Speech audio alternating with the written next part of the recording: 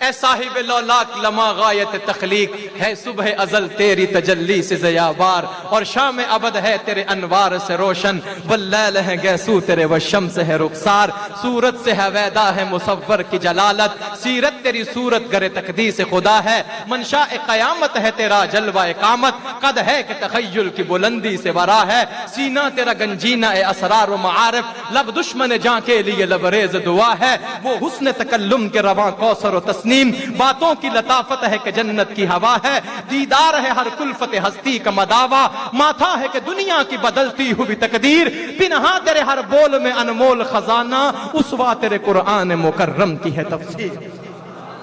اور ہر لفظ ہے تسکین دل و جان کا سامان، گفتار کا لہجہ ہے کہ رفتار صبا ہے، سوچیں تو وما ینطق اقراز ہے جیسے کوئی تیری آواز کے پردے میں چھپا ہے، اور دارین کی عزت تیرے نقش کفے پاسے، حسنین کی عظمت تیرا فیضان نظر ہے، دارین میں چلتا ہے تیرے نام کا سکہ، کونین کے اس پار تیری گرد سفر ہے، اور صدیق تیرا مطلع دیوان رسالت۔